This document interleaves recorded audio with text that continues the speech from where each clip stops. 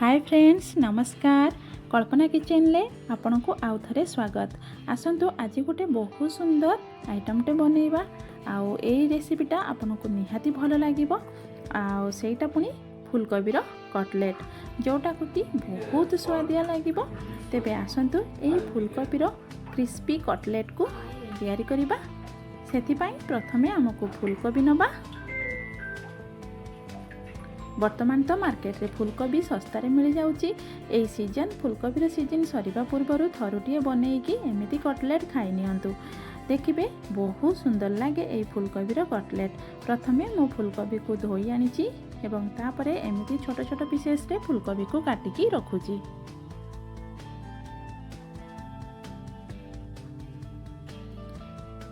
आमे तो साधारणतः बहुत प्रकार भेजिटेबल्स कटलेट बनै थाउ, किंतु यही फूलकोबीर कटलेट भी आहार स्वाद भी बहुत सुंदर लगी थाए। तेबे निहाती यही कटलेट को देखला परे आपण निहाती घरे थरुटिए ट्राई करिवे। आउ केमिति आहार स्वाद रहिथिला मो सहित शेयर करिवे। एबे देखंतु फूलकोबी मोर कटा हो जाइछि। एबे छोट छोट फूलकोबी को मो चपर दे दोची एवं चपर देकी याको पूरा बारीक करिकी छोट छोट पीस करिकी चॉप करिकी नै आसुची। देखंतु एमिति भाबरे आमे फूलकोबी को सब चॉप करनबा। एबे एई सब फूलकोबी को मो गोटे बासन ले रखुची। तापरे आउ जो एक्स्ट्रा थिला ताको मध्य मो चॉप करि आनुची।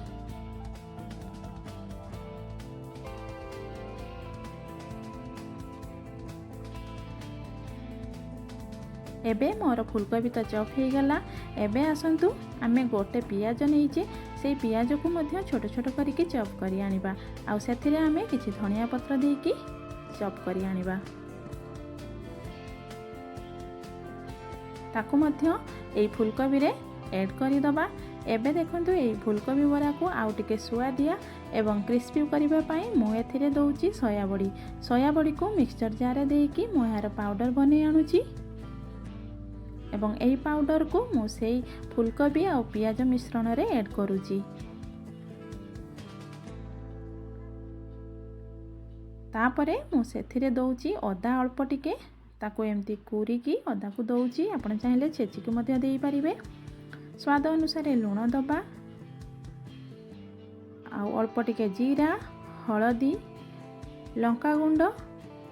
तापरे एथिरे आमे दबा अल्प टिके हेंगु एवं एई कटलेटा टिके क्रिस्पी होबा पई आमे एथिरे दबा 2 स्पून तेल। तापरे एथिरे मु दउची अल्प टिके खसा जोथिरे कि एई कटलेटटी आहुर स्वादिया लागिबो। एई सब को पकेकी हाथ रे मु याको टिके गोळेई नउची। तापरे आमे एथिरे दबा बेसन। एई कटलेट पई जेतिकी बेसन आवश्यक आपण सेतिकी देबे जेमिति एटा बाइंडिंग भल भाबरे हबो। बेसन को देकी याको आमे एमती गोळेई नबा। जदि आवश्यक पड़े टिके पानी एथिरे ऐड करिबा, नहले एमिति जदि हेई जाउथिबो तेबे गोळेई नबा। तापरे देखंतु एठी मो तेल बसई देइची गरम होबा पई। तेल गरम हैला परे आमे याको मीडियम फ्लेम रे रखिबा। तापरे आमे एई सब जो गोळेई थिले ताको एमिति भाबरे देखंतु शेप दबा, गोल गोल शेप दबा एवं तेल रे याको छाणीबा पई रखि दबा। तेल को आमे प्रथमे भल भाबरे गरम करि नबा एवं कटलेट छाणिला बेले एहाको मीडियम फ्लेम को नै आसीबा। एबे देखंतु एथिरे मो सब कटलेट देई देइची तेल रे। एबे एहाको आमे नौटेई दबा। गोटे गोटे साइड टिके लाल हे गले आमे एहाको नौटेई दबा।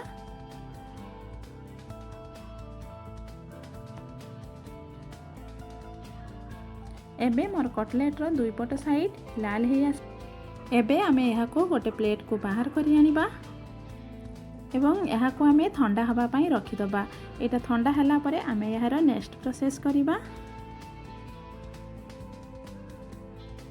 सब कटलेट को गोटे थाली को बाहर करि आन सला परे आउ सब जो बेटर थिला सेथिरे मु एमिति कटलेट छाणीबा पई रखि दउची। एटी कटलेट छाणी होथवा भितरे एबे आसंतु आमे जो प्रथमे कटलेट बनै थिले से कटलेट एबे ठंडा हो गलानी। एबे आमे एई कटलेट को एई प्लेट माध्यम रे टिके प्रेस करि दबा एवं एमिति यहाँ को दबेकी टिके शेप दे दबा। एमिति सबु कटलेट को करिकी रखिबा।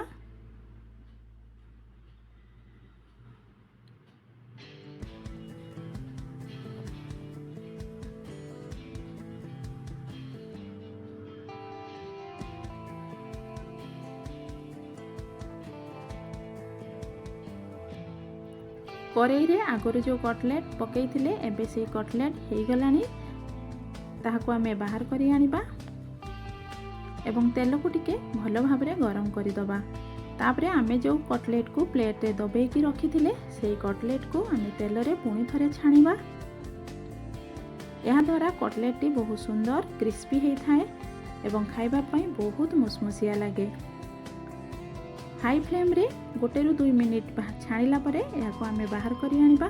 देखंतु कटलेट मोर केते सुंदर क्रिस्पी हेची आ आखी को मध्य बहुत सुंदर देखा जाउची आ दुई पट साइड बहुत भल भाव में कलर हेची। आपण एही रेसिपीटा निहाती ट्राई करंतु आ केमिति रहिथिला मो सहित शेयर निहाती करंतु। आज पई रहुची पुणी आसीबी गोटे नुआ रेसिपी सहित। सेति जाय बाय टेक केयर। जय जगन्नाथ।